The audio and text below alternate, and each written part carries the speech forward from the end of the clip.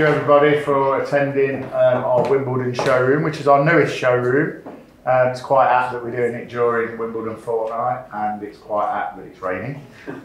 This is our Living in Colour event, and I'd like to introduce my wonderful wife and business partner, Hayley Robson, and then Katie Woods, who we met, or we've seen through social media, particularly Instagram. Katie has 2 Instagram pages, is that the right word? Yeah. Come Down to the Woods and the Smurf House, which is what we'll talk a lot about today. So tell us a bit about the Smurf House then. Tell us, you know, what it is. We're going to put this out on social, you know, and everything else. It's my baby, Tony. Yeah. It's my 5th baby. We have loads of kids, probably too many kids, and we don't go abroad very often. A, because it's really expensive, and B, because you have to sit on a plane with said 4 kids.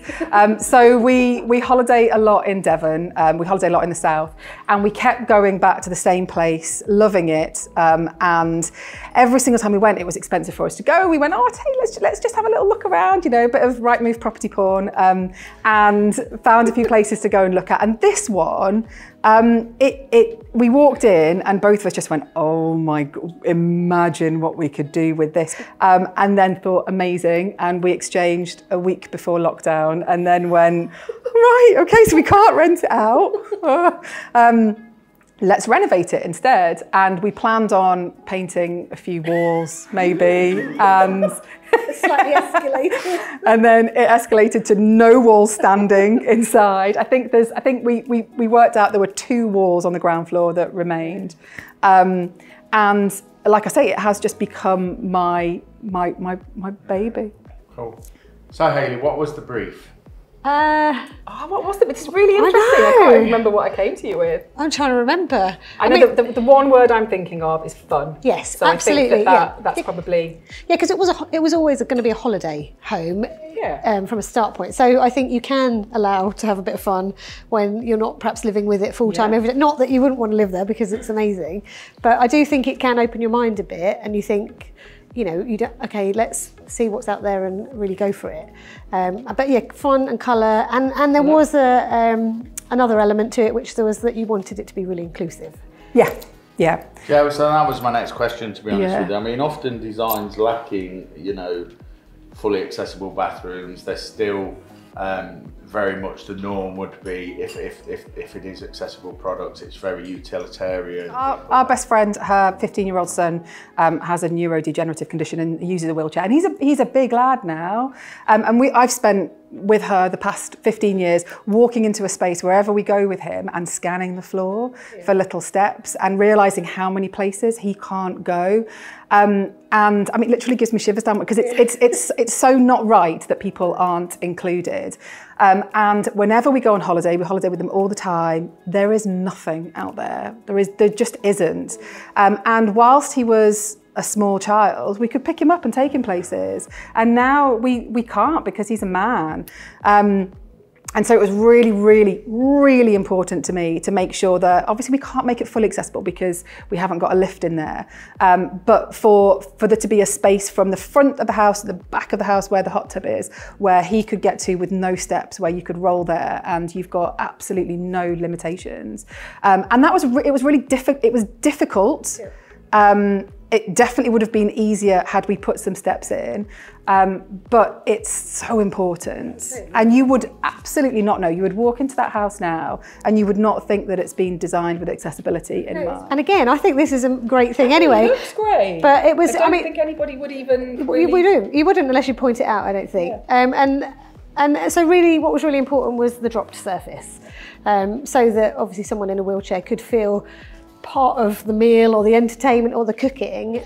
Well, I remember, because essentially there's a lot of decisions to make, right, when you're doing a big project. So I remember we got to a point where I think there was so much, but it was like, okay, we need to define what each room is. So there was like the blue room, the pink room, the green room, you know, and so we sort of got to a point where we'd defined a key colour for each room, and then you could build it from that. But what we also did was we took loads of photos of the surrounding area and put all of those together on a mood board and looked at the colour of the sea, because the colour of the sea in Salcombe is something, yeah, it's beautiful. I don't even know, it's like they put food colouring in it. But what's really interesting about the house is that all the walls are white, or they're off-white. Yeah.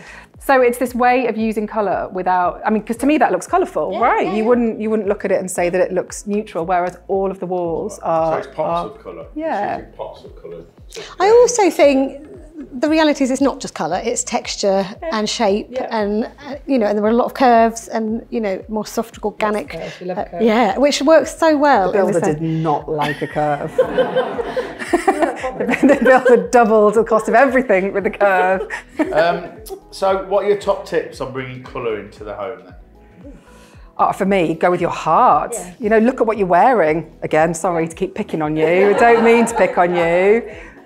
But you know, look in your wardrobe and look at the colours that you've got in your wardrobe. And if you look in your wardrobe and find that you haven't got much colour, then maybe you don't like colour. Maybe you don't want colour, so maybe don't go with colour. But I think your wardrobe is a great place to start. That's a great bit of advice, actually. You know, if colour's something that you don't like, don't do it. You know, be more placid in what you're doing.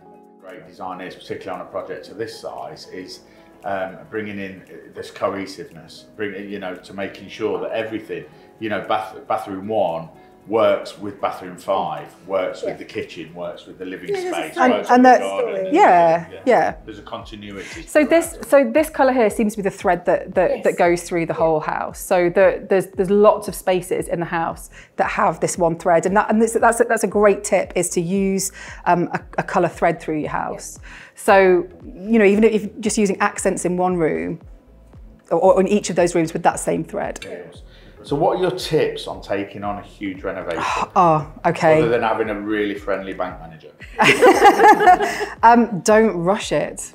So we moved in 3 months ago now, and there's a real kind of sometimes there's an urgency, isn't there? Or sometimes, in fact, we had a street party, and all of our neighbours were going, "What, you're living there?" Like, because it is quite something inside. You know, it's very different to our last house. And I couldn't recommend that more. You know, doing every season in a house and working out where the light goes. And, you know, we've worked out that it's a really dark house. I mean, it's an arts and crafts house. We always try, I mean, it's so funny because we get a lot of people saying, I've just bought a house, I want to do it. And we always try and say, you need to really understand it. Live in it, understand it. Like you say, the light, how does it flow? Where are the ghosts? It's interesting in the Smurf house, because the reason I wanted to move the kitchen nearer the doors was light. And I obviously didn't know that you was going to put 2 gigantic circle, you know, light wells in there, and so the light really works. But that's north facing. So, and I would never have normally bought a north facing house or north facing garden because of how much I like light. And actually that doesn't feel dark, that never feels dark. Yeah, it doesn't. It doesn't. But yeah, light is so important. So on that, Hayley, what tips would you give on a renovation? Oof.